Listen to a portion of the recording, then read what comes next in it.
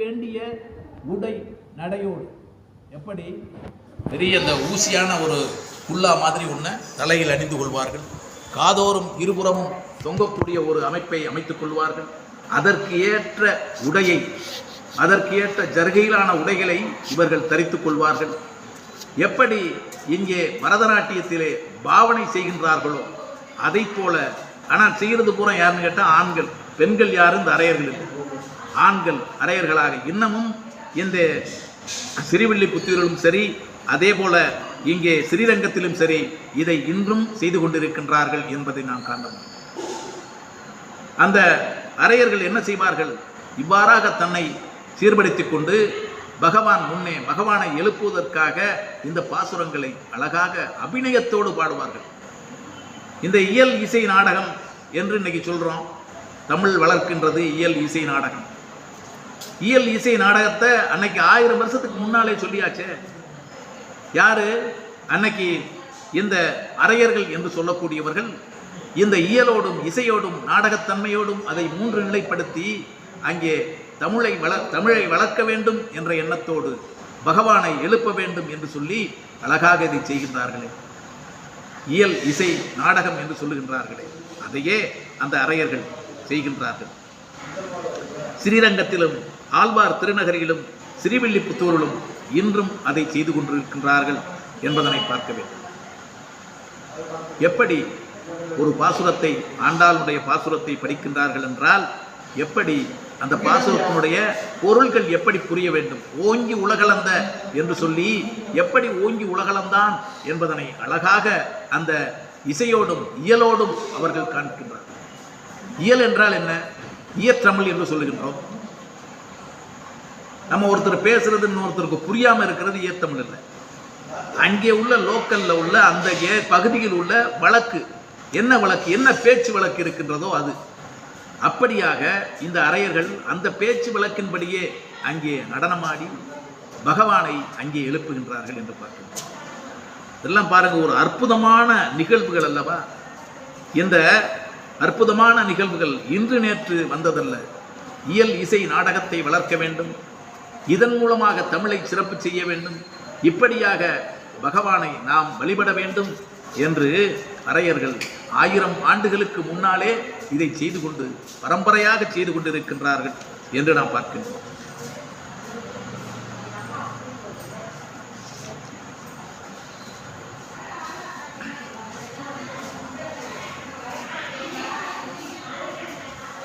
பரம்பரையாக இன்றும் அந்த பரம்பரைகள் இங்கே ஒவ்வொரு கோயில்களிலும் இந்த வேலையை செய்து வருகின்றார்கள். திவ்யமாக இந்த வேலையை செய்து வருகின்றார்கள். அரையர்கள் என்று அழைக்கக்கூடியவர்கள் இந்த வேலையை செய்து வருகின்றார்கள் என்று பார்க்கின்றோம். இதுல முக்கியமா சொல்ல வேண்டியது யாருன்னு கேட்டா, நாதமுனிகள் என்று சொல்லக்கூடியவர். நாதமுனிகள் தான் இந்த 4000 திவ்ய பிரபந்தத்தை 1000 ஆண்டுகளுக்கு முன்னாலே, இந்த ராமானுஜர் பிறப்பிற்கு முன்னாலேயே பல ஆண்டுகளுக்கு முன்னாலே அவதரித்த நாதமுனிகள் இதை ஒன்று திரட்டி நமக்காக என்று படைத்து வைத்தார் என்று பார்க்கிறோம். இதில் அவருக்கு எத்தனையோ சிஷியர்கள். இந்த உய்யக்கொண்டானெல்லாம் அவருடைய சிஷியர் தான். புண்டரிகாசன் என்று சொல்லக்கூடியவர். உய்யக்கொண்டான் என்ற பெயர் எப்படி வந்தது? இந்த புண்டரிகாசனிடம் நாதமுனிகள் கேட்கின்றார், ஏப்பா, நான் இந்த 4000 திவ்ய பிரபந்தம் அனைத்தும் உனக்கு சொல்லிவிடுகின்றேன். அது மட்டுமல்ல, நீ நற்குணம் நிறைந்தவனாக இருக்கின்றாய். அதனால உனக்கு வேண்டிய இந்த யோக ரகசியங்கள் என்று சொல்லக்கூடிய ரகசியங்கள் எல்லாம் சொல்லித் தருகின்றேன். யோகரின் ரகசியம்னா என்ன? பகவானோடு நேரே பேசக்கூடிய தன்மை, அதே போல பகவானிடம் எதையும் கேட்டு நேரடியாக பெறக்கூடிய அந்த யோக ரகசியங்கள் எல்லாம் உனக்கு சொல்லித் தருகின்றேன் என்று சொல்லுகின்றார். ஆனால் இவர் இந்த புண்டரிகாசன் என்ன சொல்லுகின்றார்? இங்கே உலக மக்கள் இருக்கின்றார்களே, இந்த வையத்தில் உள்ள மக்கள் எல்லாம் என்று ஆண்டாள் சொன்னாலே, இந்த உலகத்தில் உள்ள மக்கள் எல்லாம் இருக்கின்றார்களே, அவர்களுக்கு இந்த பாக்கியம் கிடைக்குமா? அப்படி இருக்கும்போது எனக்கு மட்டும் ஏன் இது? எனக்கு இந்த 4000 திவ்ய பிரபந்தத்தை மட்டும் சொல்லுங்கள், நான் மக்களுக்கு இதை கொண்டு சேர்க்கின்றேன், சமர்ப்பிக்கின்றேன் என்று சொல்லுகின்றார். எதை உதாரணமாக சொல்லுகின்றார்? இங்கே பிணம் கிடக்கும் போது மனம் முடிப்பார் உண்டா என்று சொல்லுகின்றார். அப்போ உய்யக்கொண்டானுக்கு என்ன தன்மை பாருங்க. அன்னைக்கு இவர்களெல்லாம் அந்த பகவானை வேண்டியவர்கள் எல்லாம் எப்படி தன்மை உள்ளவர்களாக இருந்திருக்கின்றார்கள் பாருங்கள். தன்னுடைய குருவை மிஞ்சியவர்கள் எவரும் இல்லை. இந்த பகவானுக்கு மிஞ்சிய செயல் எதுவும் இல்லை. தனக்கானது ஏதும் இங்கே இல்லை. பகவானை தவிர குருவை தவிர ஏதும் இல்லை என்று தீர்மானமாக சொல்லக்கூடியவர்.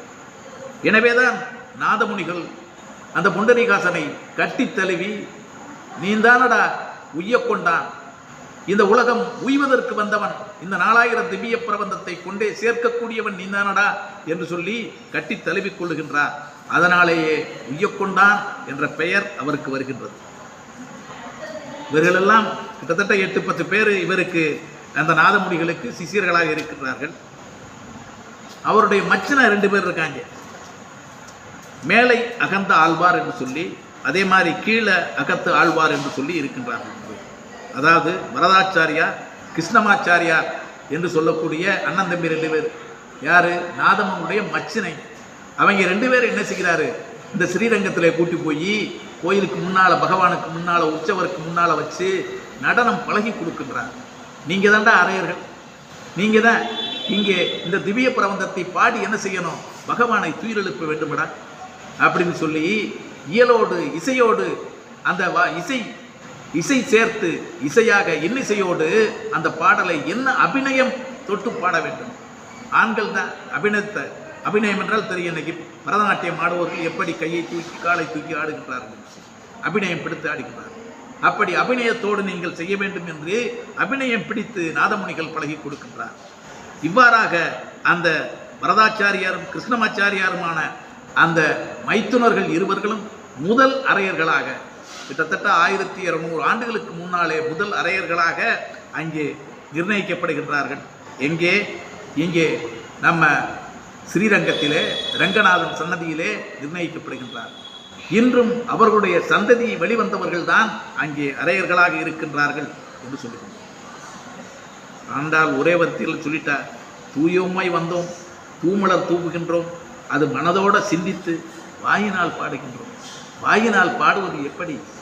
இந்த அரையர்களைப் போல, அரையர்கள் எப்படி சேவை செய்கின்றார்களே அதை போல நாங்களும் பகவானை பாடுகின்றோம் என்று அழகாக சொல்லுகின்றாளே. இதனால என்ன விளையும் என்று சொல்லுகின்றார். இந்த தூயோமாய் வந்து நாம் தூமலர் தூவி தொழுது வாயினால் பாடி மனதினால் சிந்தித்தால் என்ன நடக்கும்? போய பிள்ளையும் புகுதருவான் நின்றனவும் தீயினால் தூசாகும் செப்பேளர் எம்பாவாய் என்பதாக அழகாக சொல்லுகின்றார்.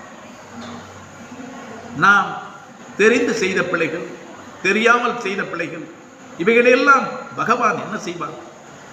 மன்னித்தருள்வான். அது எப்படி இருக்கும் மன்னித்தருள்றது?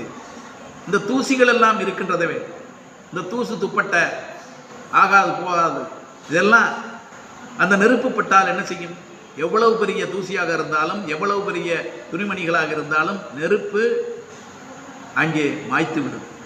பாருங்க, இன்னைக்கு ஒரு இடத்துல ஒரு வீட்டில் பெரிய இன்னைக்கு தாஜ் ஹோட்டல் என்று சொல்லக்கூடிய ஹோட்டல், அதில் ஒரு சமயம் தீப்பற்றி இங்கே பற்றி கொண்டு எரிகின்றது. எத்தனையோ அந்த கட்டடங்கள் பாதிக்கப்பட்டது என்று பார்க்கின்றோம். அதை போல் இன்னைக்கு ஒரு கேஸ் சிலிண்டர் ஏதாவது ஒன்று ஆக்கி பாய்ச்சுன்னா 3 மாடி 4 மாடி கட்டடங்கள், காங்கிரீட் கட்டடங்கள் கூட தீப்பிடிந்து எரிந்து மாய்த்து விடுகின்றது என்று பார்க்கின்றோம். ஆக இந்த அக்னி எப்படிப்பட்டது? எதையும் அழிக்கக்கூடியது, எதையும் தரைமட்டமாக்கக்கூடியது. அப்படிப்பட்ட அக்னி என்ன செய்யுமா? நம்மளுடைய அந்த குற்றம் குறைகள் எல்லாம் தூசி எப்படி நெருப்பில் பட்டதோ, நெருப்பில் பட்டு காணாமல் போச்சோ அப்படி செஞ்சிடும் அப்படின்னு சொல்கிறாங்க. பாவங்கள், இதில் பாவங்கள் என்று சொல்வார்கள், சாபங்கள் என்று சொல்வார்கள்.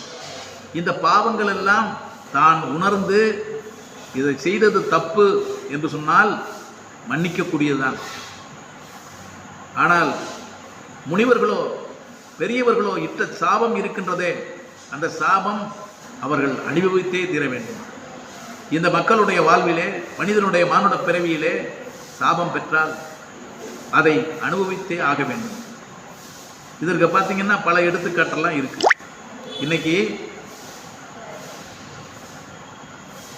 ஸ்ரீராமன் அவதரிப்புக்கு முன்னாலே அங்கே அயோத்தியிலே தசரத சக்கரவர்த்தி இருக்கின்றார், வேட்டையாடச் செல்லுகின்றார். குழந்தை இல்லை, 3 மனைவிகளே ஒழிய, எத்தனையோ 1000 மனைவிகள் சொல்கிறாங்க, ஆனால் 3 மனைவிகள், 3 மனைவிகளுக்கு குழந்தை பிற்காலத்திலே பிறக்கின்றது. குழந்தைகள் இல்லை, வயசாயிருச்சு. இன்னைக்கு அவர் பார்த்தா 200 வயசுக்கு மேலே. வேட்டையாட சென்றவர் அந்த ஒரு நதிக்கரையிலே சென்றபோது யானை நீர் அருந்துவது போல் இவருக்கு சத்தம் கேட்கின்றது. அந்த குளத்தை நோக்கி அம்பை எய்து பார்க்கின்றார். பார்த்தா அங்கே நீர் மோந்து கொண்டிருந்த ஒரு அந்தன சிறுவன் இறந்து கிடக்கின்றார். இவர் இட்ட அம்புனால் தெரியாமல் செஞ்சு விட்டாச்சு. பார்த்தா ஐயோ இந்த மாதிரி தப்பு பண்ணிட்டனே அப்படின்னு சொல்லி கரையை நோக்கி வரும்போது பார்த்தால் அந்த மரத்தடியிலே தன் மகனை நீர் எடுத்து வருவதற்காக அனுப்பிய அந்த அந்தனர் இருக்கின்றார். பார்வையற்றவர், குருடர், கண் தெரியாது. மகனை போய் தண்ணி எடுத்துட்டு வாப்பா, தவிக்குது அப்படின்னு சொல்லி எடுத்து இவர் பார்த்தா யானை தான் தண்ணி குடிக்குதுன்னு என்ன பண்ணிட்டாரு, இந்த அம்பை எய்து கொன்று விட்டார் என்று பார்க்க. அப்படியாக இந்த நிலை ஏற்பட்டவுடன் ஐயோ நான் தெரியாமல் இந்த தவறை செய்து விட்டேனே, அந்தனரே என்னை மன்னித்துக் கொள்ளுங்கள் என்று இந்த அயோத்தியினுடைய சக்கரவர்த்தி அவருடைய காலை பிடிக்கின்றார். ஆனால் என்ன, நான் எப்படி என்னுடைய மகனை பிரிந்து வாடுகின்றனோ அதே நிலை உனக்கும் ஏற்படும், உன்னுடைய மகனை பிரிந்து நீ வாடுவாய் என்று சொல்லுகிறார். அந்த சாபம் தான் பின்னால் வரும். அன்னைக்கு நிலையில் ராமனோ லட்சுமணனோ அவருக்கு பிள்ளையாக இல்லை. ஆனால் இந்த சாபம் கொடுத்த உடனே தசரத சக்கரவர்த்தி உள்ளூர சிரித்து கொண்டாராம். ஏனென்று கேட்டால் இதுவரை நமக்கு குழந்தை இல்லையே, குழந்தை பாக்கியமே இல்லையே, இத்தனை ஆண்டுகள் ஆகிவிட்டது, ஆனால் குழந்தை நிச்சயம் நமக்கு பிறக்கப் போகின்றது, இந்த அந்தனர் சொன்னதுபடி நமக்கு ஒரு குழந்தை பிறக்கப் போகின்றது என்று எண்ணிக்கொண்டானாம். அதே போல இங்கே ஸ்ரீராமன் பிறந்து வளர்ந்து வந்தவுடன் இங்கே 14 ஆண்டுகள் வனவாசம் சென்று வர வேண்டிய சூழ்நிலை இருக்கின்றது. அந்த பிரியாற்றமாயிலே, அந்த பிரிதலை ஆற்ற முடியாமையிலேயே இந்த தசரதன் இறக்கின்றான் என்று பார்க்கின்றான். ஆக இந்த சாபத்தை தவிர்க்க முடியாது. இப்படி எத்தனையோ சாபங்களை சொல்லலாம். அதே போல இந்த அர்ச்சுனனுக்கு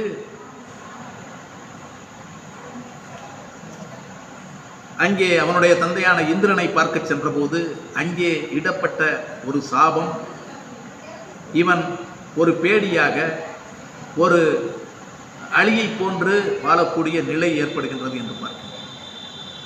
இங்கே 12 ஆண்டுகள் இவர்கள் வனவாசம் இருந்து 13வது ஆண்டு அஞ்ஞான வாசம் என்று சொல்லக்கூடிய மறைந்து வாழக்கூடிய ஒரு சூழ்நிலை இருக்கின்றது.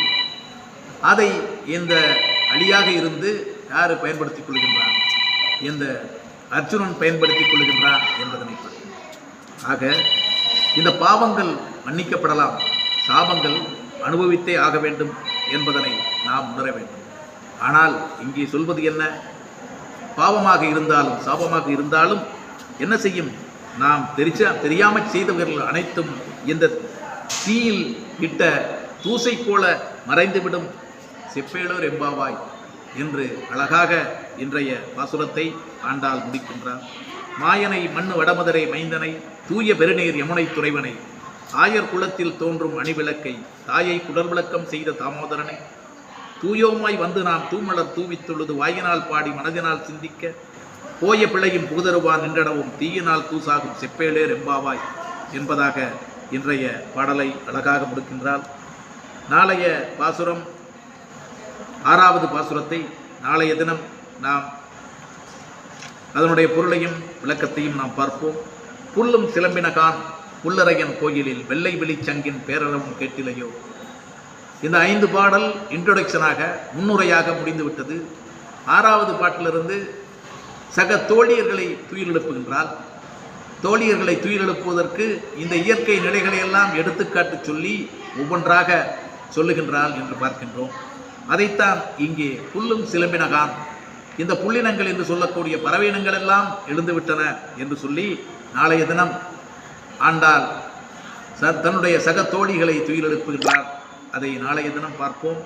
மீண்டும் ஆண்டாளுடைய திருவடிகளை போற்றி, திருவாடிப்பூரத்தில் ஜெகத்துதித்தால் வாழியே, திருப்பாவை 30 செப்பினால் வாழியே, பெரியாழ்வார் பெற்றெடுத்த பெண்பில்லாய் வாழியே, பெரும்புதூர் மாமுனிக்கு பின்னானால் வாழியே, 143 உரைத்தால் வாழியே, உயர் அரங்கற்கே கன்னி உகந்தளித்தால் வாழியே, மறுவாரம் திருமல்லி வளநாடி வாழியே, வன்புதுவை நகர்கோதை மலர்ப்பதங்கள் வாழியே வாழியே என்று சொல்லி இனிதே இன்றைய திருப்பாவை உரையை நிறைவு செய்கின்றேன். நன்றி.